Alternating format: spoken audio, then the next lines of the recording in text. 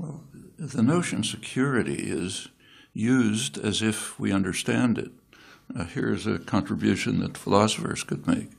There's a standard line in a belief in international relations theory and public commentary and so on, that the main goal of governments is to achieve security.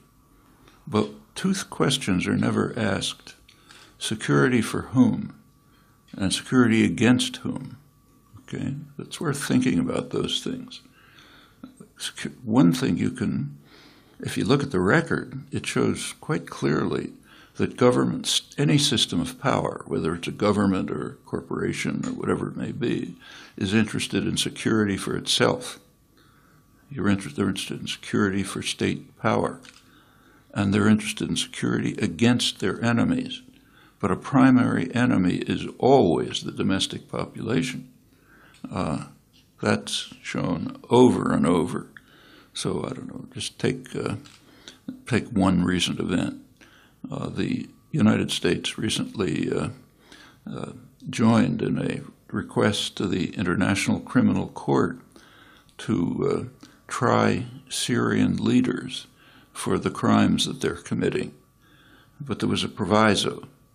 They cannot inquire into crimes of Israel, and they cannot inquire into crimes of the United States.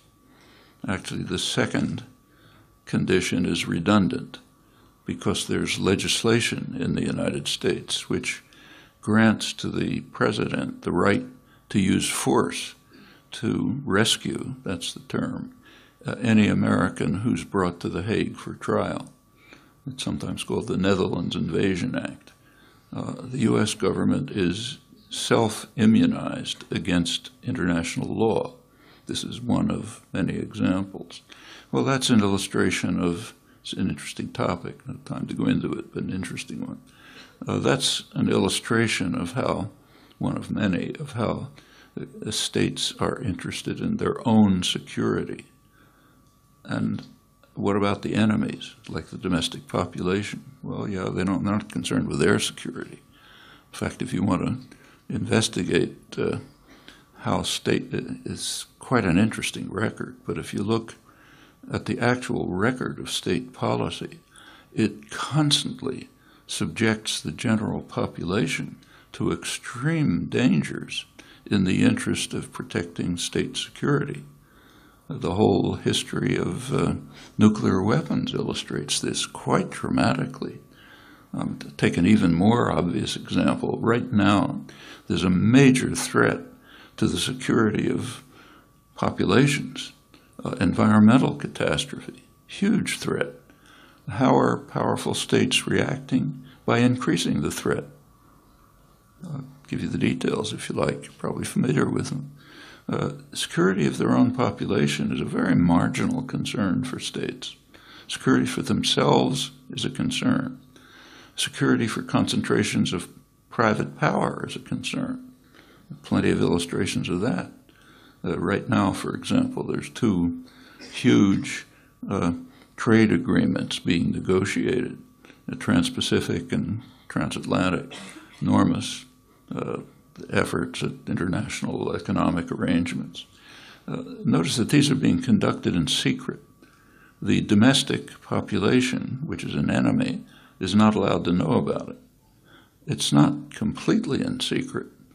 It's not secret from the hundreds of corporate lobbyists and lawyers who are actually writing these agreements. They know about it. But and if you look at the agreements, they have almost nothing to do with trade. They certainly have nothing at all to do with free trade. They have to do with investor rights. That's an example of one of many of the ways in which states preserve the security of the 1% you were talking about, concentrations of private economic power. It's not a big surprise because it's those concentrations that mostly make the laws and determine policy. So naturally, they're concerned with their own security, but not security of populations.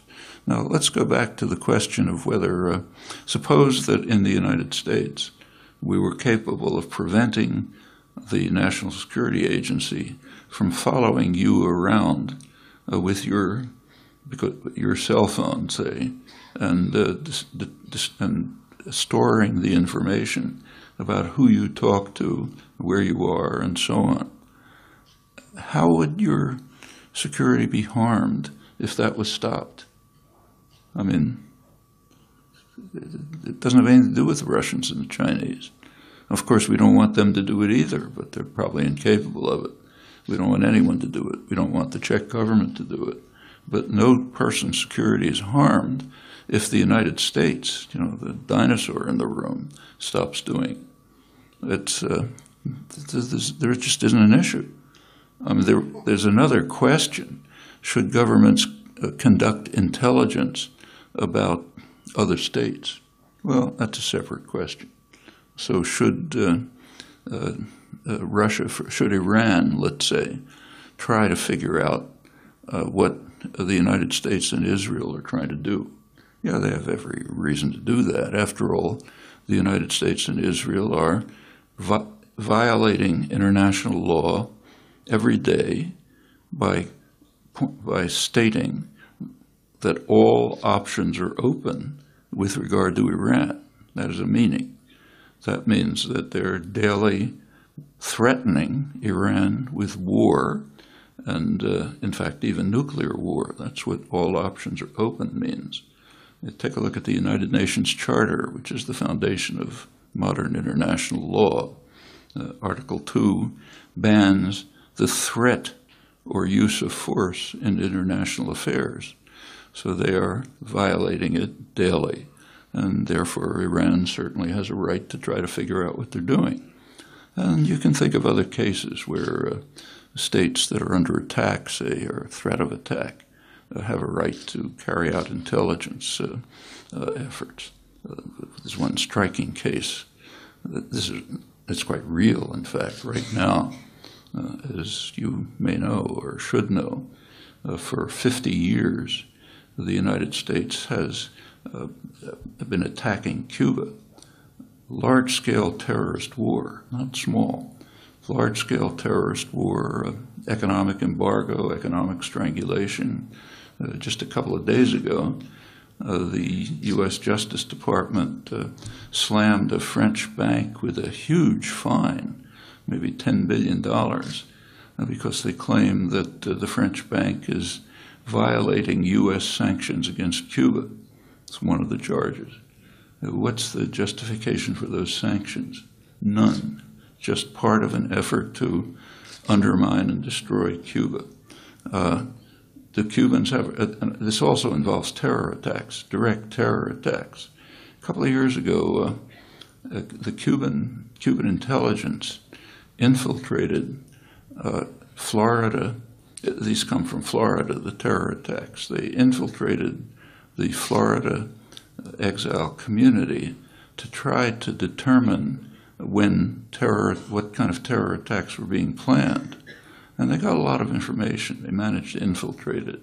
The Cuban government invited the FBI, U.S. National Political Police, to Havana to present them with the information about terror attacks being planned against Cuba on U.S. territory, which is, of course, a crime in the United States. How did the U.S. government react? By arresting the people who infiltrated and presented them with the information. Some of them are in jail, maybe for life, long jail sentences. You probably don't know about this because the Western propaganda system carefully protects people from knowing about your own crimes. You've got to know about the crimes of enemies, but your own, it's best not to know about. It's part of the protection of state power from the domestic population. This is not a hypothetical case. This is an actual one. So sure, there are cases, and I think it was quite legitimate for the Cuban government to try to detect and discover terrorist activities on U.S. soil and to present the information to the American government. I think that's quite legitimate.